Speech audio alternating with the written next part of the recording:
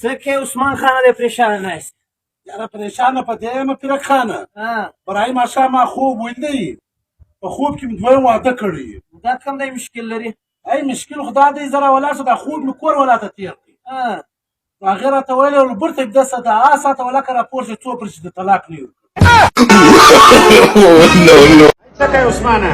پهلوانه دا خو مې یو چای راغوښتی دی نیم به ته وکړې نیم به زه وکړم د دې سره محبت زیاتېږي وروره قرار کښېنه وروره پوه شوې دا محبت د ځانه سره کښېنه ما ته چې پوره تر ماز نه پروت زه د چای کومه نه خبر ته کوه حیوان دی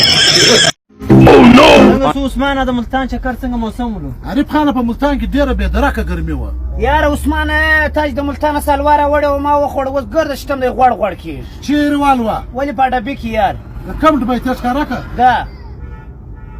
بېوقوف حلوا خو ما ورته وخوړه دا خو د ګریس خوړلی دا که ما نه ول ما دا پټ کړه دا خلک یې خوري اوس یې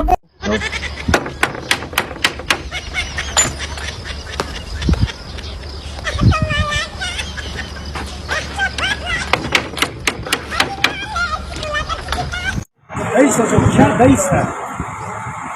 دایسه لمره دایسه هغه درامه دایسه یخ هوا راله دایسه السلام علیکم امید کربلایی نوې دکان خاص کړی دی ماشاءالله دی دا خیرات کړی دی خدای دې الله دې خیرات قبول کړي ګردونه جیبونه پخ کړي دا ګرځه د پخ کړي حالا عثمان دا چشکه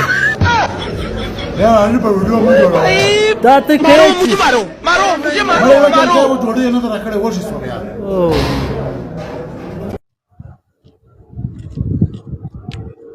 عارفه خیر چیرې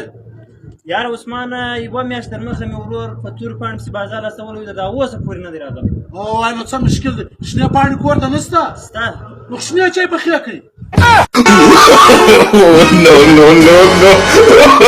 یم صاحب ته وایه زه به جوړ شم که به نه شم جوړ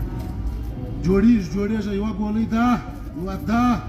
یوه ده سهار غرمه ماښام بیا وخورې دا دونه غوښې ګولۍ د غواړي د غونډه نه جوړېده د غټه نه جوړېده د ولاړ شه چې مزه کوه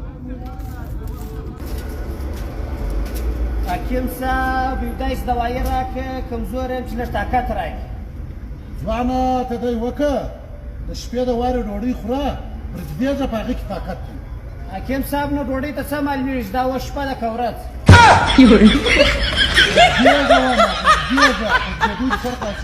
السلام علیکم ډاکټر صاحب وعلیکم سلام جی څه مسله ده ډاکټر صاحب دا زما پلار خبرې نشي کولی ولې نشي کېدی اوس یې خبرې نه کولې ډاکټر صاحب ستا سر نو خلاص دا کور د زما د مور در مخه نشي کېدلی